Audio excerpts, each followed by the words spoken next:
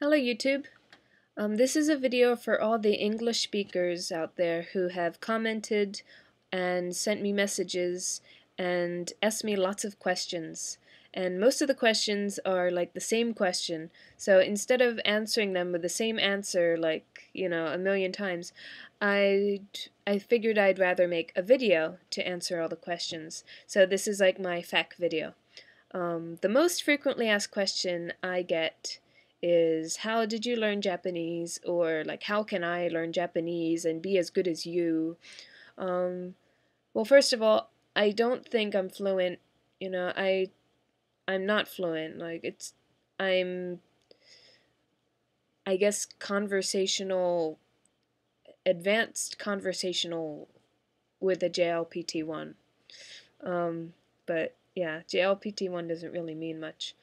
Um, but anyway, I learned Japanese at the University of Hawaii, and beyond just learning Japanese, well, before I went to University of Hawaii, I was into anime and all that kind of stuff, yeah.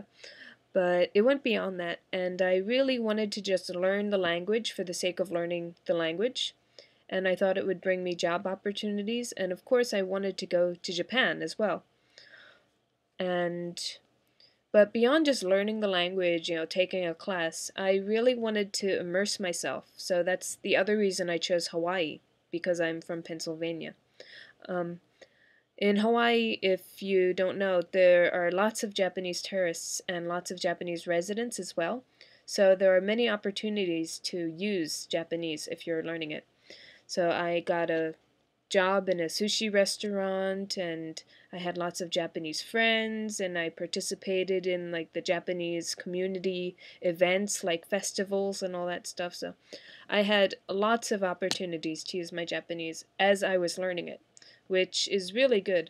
If you're learning Japanese, I recommend you try and make as many opportunities to use it, because that's what really sets it in so you don't forget it.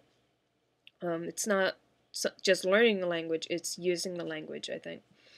Um, and of course, when I met my husband, that really set things off. Like, I was just advancing like at a really fast pace compared to my peers. And of course, I went to Japan for 1 year for the study abroad in Kobe.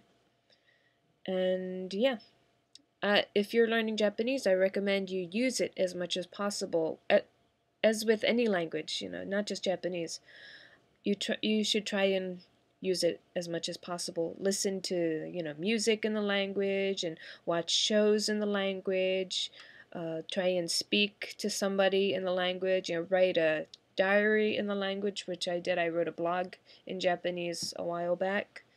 Um, yeah, and for like JLPT, study for the JLPT, especially with JLPT1, because I never use that stuff in real life. But yeah, get a JLPT1 book and just, hammer it out. You can find past tests online from like all the years back to like 2000 or so, and you can just do those practice tests and, kind of look up the answers you got wrong. It's really basic test taking stuff. It doesn't just apply to JLPT1. If you've taken the SATs, yeah, it's a lot like that, I think.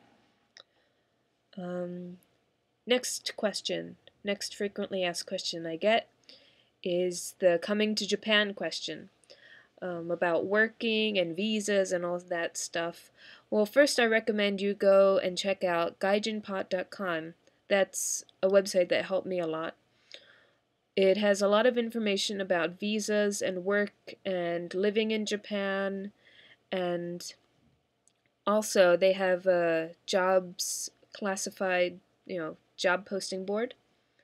Craigslist does as well, but Gaijinspot is really a big site. You can find a lot of jobs there. About my visa, of course, I'm married to a Japanese national, so I have a spousal visa, which is for 3 years. I have to update it every 3 years if I decide to live in Japan that long. And I have no limitations as far as, work and, you know, or any limitations, I don't know. Um, you can come to Japan on a tourist visa for 3 months, and you can come to Japan on a student visa if your school sponsors you, and those usually last for 1 year at a time. That's what I did when I came to Kobe.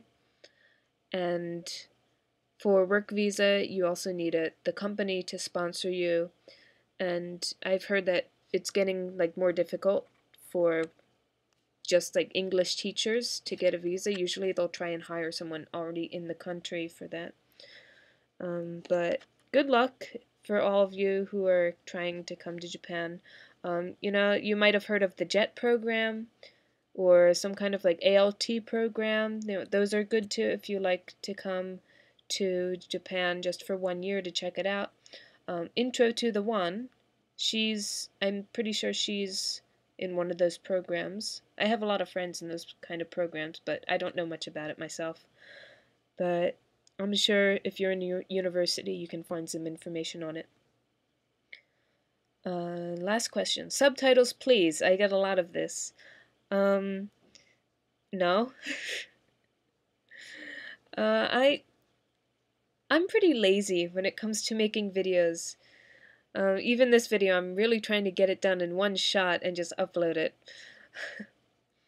But yeah, I make videos because I like to make videos, and if somebody finds it entertaining, then that's a plus.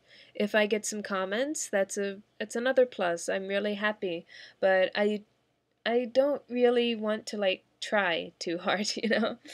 Um, I'm really not trying to get a big audience or trying to get, famous or trying to, make money or something. I am a partner, but I just want to make videos that are fun and entertaining, mildly entertaining. I did subtitles on the TV show thing because I really wanted my parents to understand what was going on when they watched it because they don't speak Japanese. But other videos, like, I don't really think what I'm saying is important enough to have subtitles. So I just, let it be. So sorry. But anyway, yeah, all the people who have sent me messages and left comments, I am really happy for that. I'm really grateful. And also, I've passed 2,000 subscribers, and that's really cool. Like, I've never had that many before, I think. So, yeah, everyone, thank you so much for watching my videos. Thank you so much for just subscribing, but I'm not going to ask you to do anything. If you want to, that's fine. If you don't want to, that's fine too.